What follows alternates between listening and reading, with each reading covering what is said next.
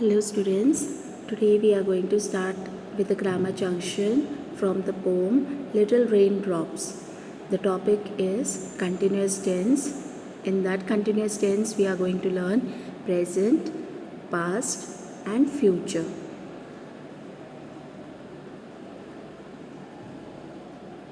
Let's learn about the continuous tense. The verb in a continuous tense indicates an ongoing or an incomplete action in the past, present, or future. It means the continuous action is going on. It's going on for some time and we'll not come to know when the action is completed. In the continuous tense, the main verb has an ing form. It means in the verb we are adding ing. Now look at the examples of continuous tense. Mukesh was speaking cheerfully. Nandu and Sandeep are typing very fast. The plane will be flying on schedule. These are the examples of present, past and future continuous tense. Okay. Now step by step I'll be explaining all the three tense. Look at the present continuous tense. The present continuous tense is used to describe an action that is presently going on. When we say present, it means we are doing it now. The action is going on. Okay, continuous, as I told you, we have to add ing to the verb. Okay, children. Now look at the example. Helping verb of the present continuous tense. Always keep in mind when you are using present continuous tense, helping verb is are, am. We have to use this three for the present continuous tense. It is the helping verb. Is playing, are playing, am playing. Means the action is going on. Children, when we should use is, are and am. Now for example, I'll frame the sentence. He is playing. They are playing. I am playing. So you understood is when we should use when we say about one noun or one pronoun. Are is used for many. Am is used when I is there. Okay. Let us look at the example of present continuous tense. Examples are: the teacher is smiling at her students. I am making a sketch for my art exam.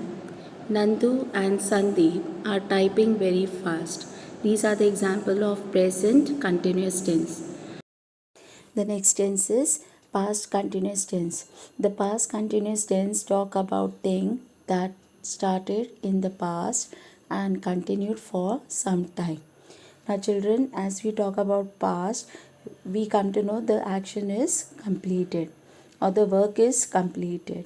But when we talk about continuous, it means the action is started and it continued for some time. Okay. So now let us learn the helping verb of the past continuous tense. We use was or were with the verb that end with ing. Now what do we use for the past continuous tense? Was or were. Was is used for the singular noun or a pronoun and were is used for the plural noun or a pronoun. But you have to remember when the word continuous is there, we add ing to the verb. Okay. Now let us read some examples of past continuous tense. Okay. First one, everyone was laughing at her uncle's jokes. She was walking to the bus stop. The children were playing in the rain. These are the examples of past continuous tense. Children, you have to think when you write the present continuous tense and the past continuous tense. In present continuous tense, the helping verbs are is, are, am, and in past continuous tense, the helping verbs are was and were. Okay. Now we come to the next continuous tense. It is a future continuous tense. The future continuous tense express an action that will continue to happen at a specific time in future. Now children, what do you understand in future? That the action has not taken place, it is yet to happen. Okay, I repeat again, the future continuous tense express an action that will continue to happen at a specific time in future. Okay, now the helping verb we use for the future continuous tense is will be. Okay, for future continuous tense we use helping verb will be. Okay, and continuous, I repeat again, the continuous tells that we have to add ing to the verb, to the main verb. Okay, now let us come to the example of future continuous tense. I will be baking a cake this time tomorrow. The children will be playing in the rain. So these are the examples of future continuous tense. Okay.